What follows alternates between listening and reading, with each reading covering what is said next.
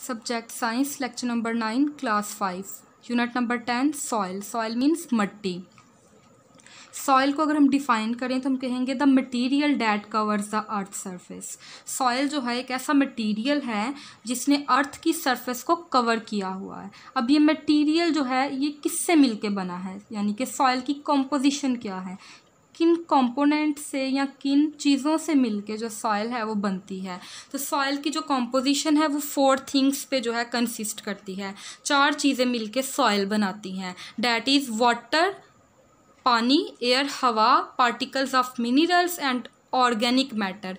Organic matters में dead plants and dead animals आ जाते हैं, तो ये मिलके सॉइल बना रहे होते हैं। सिंपली अगर हम सॉइल को डिफाइन करें तो हम कहेंगे mixture of water, air, particles of minerals and organic matter, dead plants and animals is known as soil which cover the upper surface of the अर्थ।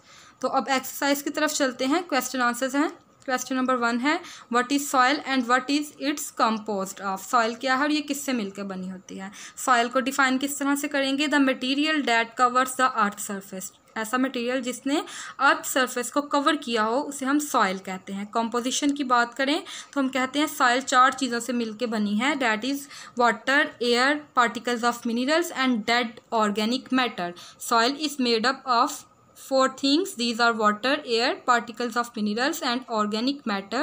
और organic matter में dead plants and animals आ जाते हैं। Next question number 2 है name the layers of soil. Soil की layers के name बताने हैं in the sequence. Sequence में इन विच दे प्रेजेंट ऑन लैंड। जिस सीक्वेंस में वो लैंड के ऊपर प्रेजेंट है उस सीक्वेंस के साथ आपने सॉइल की लेयर्स के नेम बताने हैं। आंसर देख लेते हैं इसका।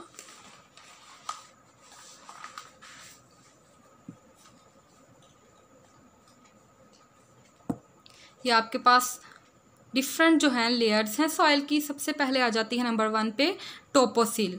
टोपोसिल के बाद सब सॉइल, सब सॉइल के बाद bedrock. Topsoil is the uppermost और first layer of the soil. इसके ऊपर फंजाई और बैक्टीरिया प्रेजेंट होते हैं और टोपोसिल में प्लांट्स की या ट्रीज़ की रूट्स वगैरह प्रेजेंट होती हैं। अब इसके बाद टोपोसिल के बाद सेकंड नंबर पे आ जाती है सब सॉइल। सब सॉइल में स्मॉल पार्टिकल्स प्रेजेंट होते हैं, स्मॉल रॉक्स या स्टोन्स आप कह सकते हैं प्रेजेंट होते हैं। इसका कलर होता है ब्राउन या फिर reddish yellow colour. Second number पे प्रेजेंट होगी। इसी तरह सेकंड के बाद थर्ड नंबर पे जो कि डीपेस्ट लेयर है सॉइल की, that is bed rock. Bed rock इसको क्यों कह रहे हैं, क्योंकि इस लेयर के अंदर बहुत ज़्यादा लार्ज अमाउंट में सॉलिड रॉक्स प्रेजेंट होते हैं। ठीक है, सॉलिड ठोस रॉक्स, बड़े बड़े चट्टानें प्रेजेंट होती हैं। लेयर ऑफ सॉलिड रॉक्स भी हम इसको इसीलिए कहते हैं और ये डीपेस्ट लेयर है सॉइल की। नेक्स्ट आ जाता है क्वेश्चन नंबर 3। क्वेश्चन नंबर 3 है right the ways in which soil is important for living things. Ways बताएं जिसके ज़रिए हम पता चले कि जो सॉइल है वो इम्पोर्टेंट है लिविंग थिंग्स के लिए। तो सॉइल जो है लिविंग थिंग्स के लिए इम्पोर्टेंट है, जैसा कि जो स्मॉल ऑर्गेनिजम्स होते हैं, स्मॉल एनिमल्स होते हैं, वो ज़मीन को खोद के वहाँ पे रहते हैं, अपना हैबिटेट बना लेते हैं। तो स्मॉल एनिमल्स जो है वो रहने के लिए जगह तलाश करते हैं सॉइल में। इसी तरह जो प्लांट्स हैं वो अपनी न्यूट्रिएंट्स लेते हैं सॉइल से। तो सॉइल क्या है, इम्पोर्टेंट है लिविंग थिंग्स के लिए। Smaller animals live in the soil. Smaller animals यानी कि इंसेक्ट्स वगैरह, इसके अलावा अर्थवर्म, आंट एंड बीटल्स वगैरह जो हैं वो सॉइल के अंदर रहते हैं। प्रोवाइड न्यूट्रिएंट्स टू प्लांट, और प्लांट को न्यूट्रिएंट भी प्रोवाइड करती है सॉइल। तो इस तरह से सॉइल क्या है, इम्पोर्टेंट है अदर लिविंग थिंग्स के लिए। नेक्स्ट चलते हैं क्वेश्चन नंबर 3 पे, क्वेश्चन नंबर 5 पे, सॉरी क्वेश्चन नंबर 5 है हमारा how do small animals help the soil. जो स्मॉल एनिमल्स होते हैं वो सॉइल को किस तरह से हेल्प करते हैं।